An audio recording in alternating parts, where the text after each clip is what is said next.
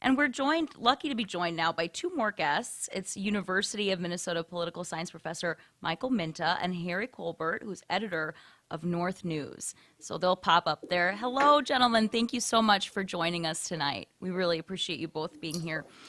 Uh, Minnesota's been through a lot this year. We we have been at the center of national, international attention since the killing of George Floyd. And we have this pandemic going on, and these situations have really highlighted some ongoing racial disparities and inequities that we know exist in our state. I wondered, Professor Minta, we know that the number of Black Americans who voted actually dropped from 2012 to 2016. How do you think things are going to shake out this year, and what do you think will contribute to that voter turnout? Yeah, I think in terms of absolute numbers, it went down, but in terms of like overall percentage, a few percentage points, but still relatively high in the high 60s Mm-hmm. nationally. But where it did drop, those few percentage points, like in Wisconsin and Michigan, made a difference, right? In terms of states that usually go for Democrats and they ended up losing. I think this year, a lot of civil rights groups, the party has made a concerted effort to make sure that blacks turn out and that won't be the reason why they lose a close election, say in Wisconsin, Michigan. So that's the biggest change. Mm-hmm. And Harry, I understand that you were at the polling stations today. What have you seen? Yeah, we were at several polling stations throughout North Minneapolis, and we saw steady turnout throughout, large turnout early in the morning. Talked to some election officials, and what they were saying is basically in many of the precincts, upwards of 48, 49% of the voters had already cast ballots prior to today. Mm. But there was steady turnout throughout the day at many of the locations, whether it was Lucy Laney School, North Commons, North Community High School, or any of the other locations that we were talking to voters. And I know that there have been some reports of fear and of intimidation at the polling stations. hmm Yeah. Have you spoken with voters, and what were they saying? The voters said that that really didn't play a lot into their decisions. They weren't deterred at all. They said they were resilient. And one of the things that you did notice at all the locations in North Minneapolis, you had volunteers who were there as kind of, I don't want to use the word security, but at the same time, they were there to kind of offer some sense of help if there was anyone coming to try to dissuade voters from exercising their constitutional rights. And that was at every polling place. You'd see about between two and four of those individuals. Yeah, and this could be for both of you.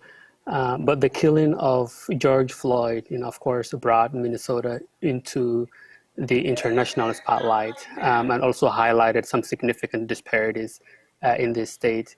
How do you find this has impacted the turnout of Black voters in this state?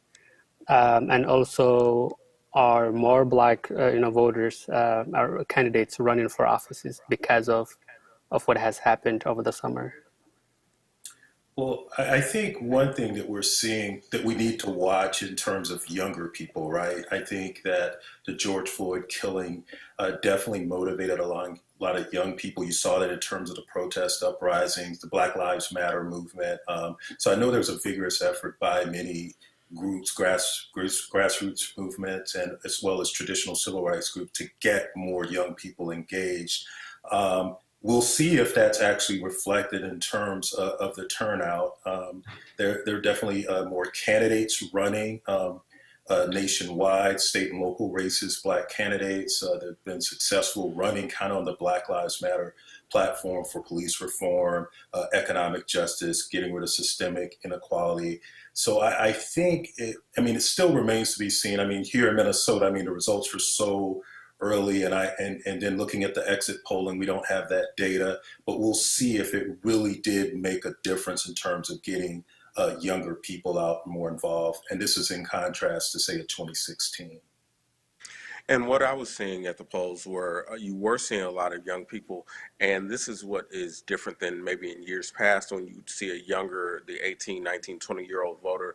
A lot of times they'd be accompanied by their parents, kind of that ritual of going to the polls together for the first time. What I was seeing were several of these young voters voting with their friends and voting or by themselves. And so they were making a conscious effort to get out there and be a part of the process without necessarily being accompanied by someone else of a different generation that was nudging them on.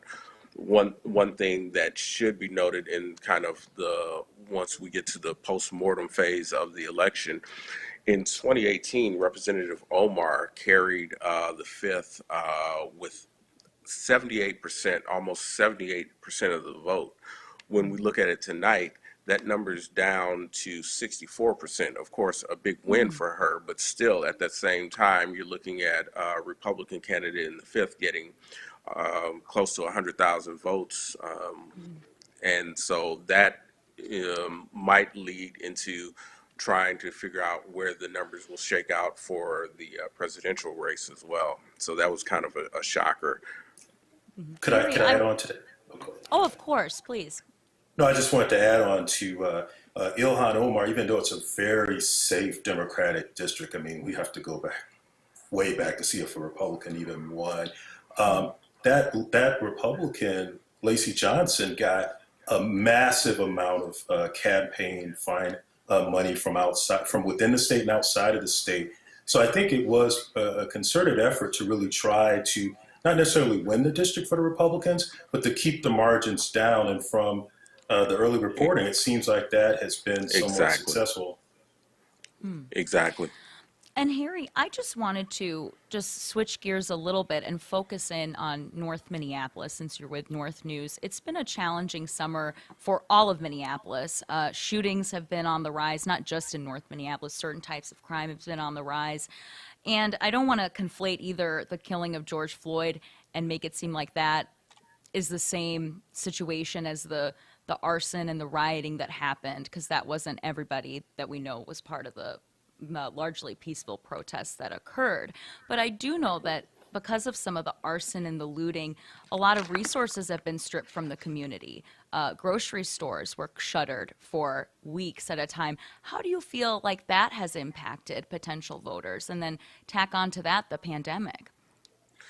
Well, when you look at the activity that occurred right after the killing of George Floyd, many North Minneapolis residents will tell you that they don't believe that the activity was solely the efforts of people who were either in any way associated with what would be considered a Black Lives Matter movement or things of that nature, because what was being targeted were grocery stores, pharmacies, essential services within the community, and many people in North Minneapolis will tell you those were outside forces.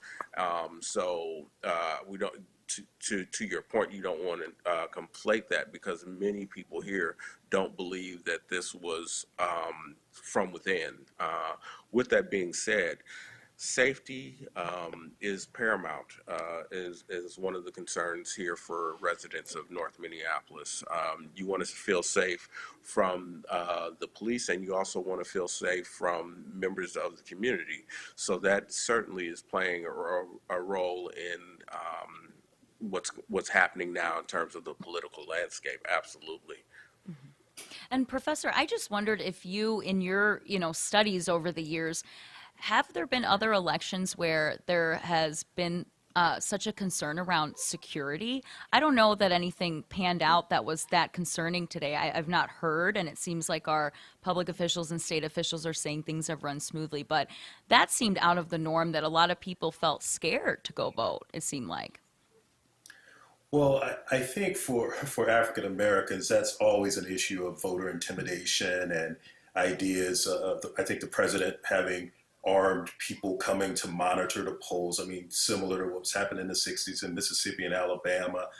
But I think it's just part of an effort really for the president to raise concerns about alleged fraud.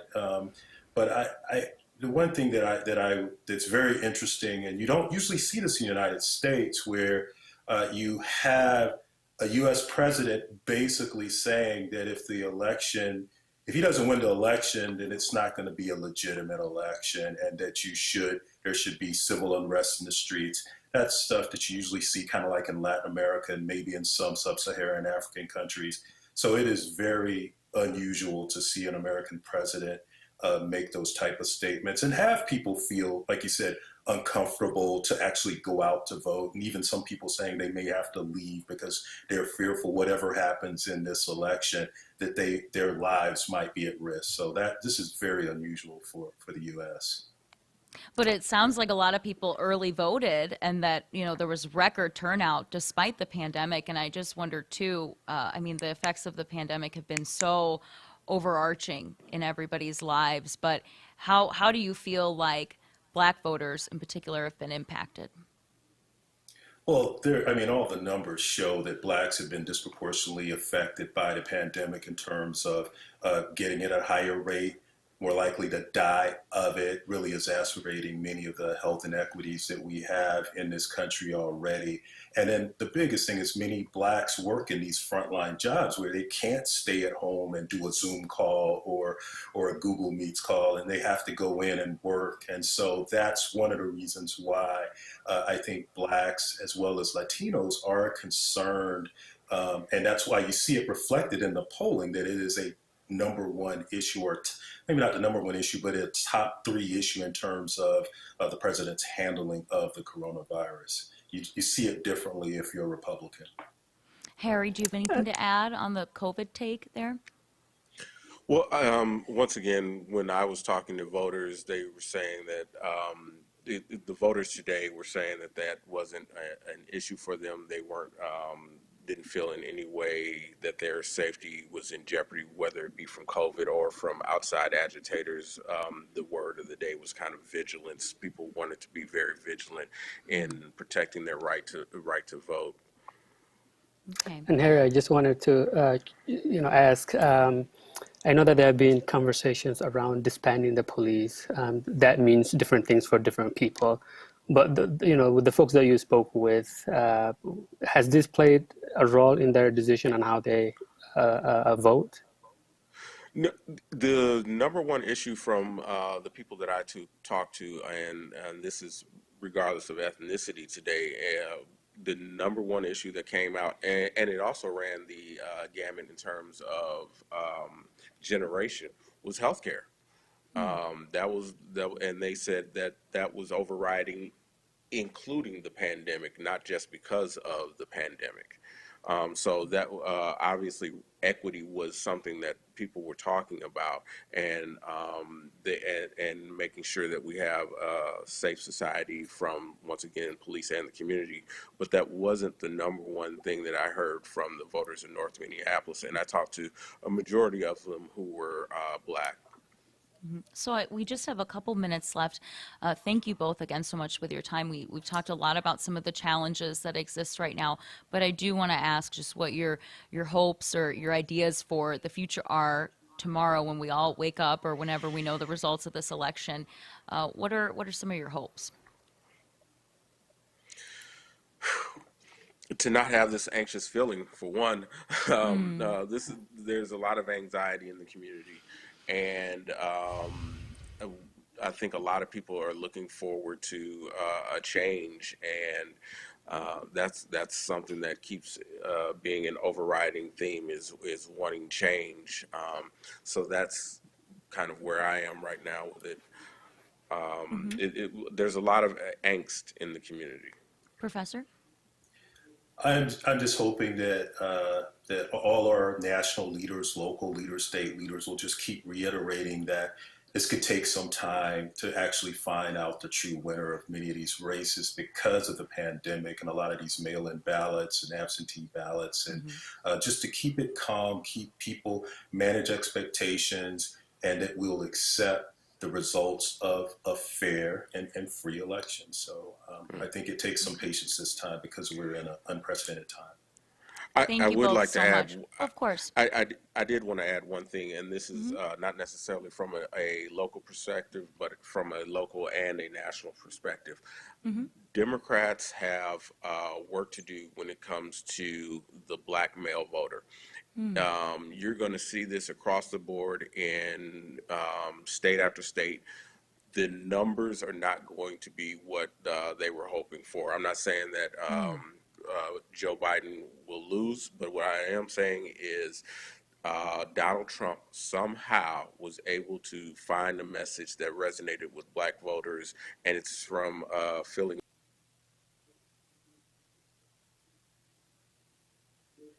Oh, I think we might have lost. I'm so sorry. We'll look back into the points that he was making and try to provide an update a little later on. But for now, we'll be back in just a few minutes.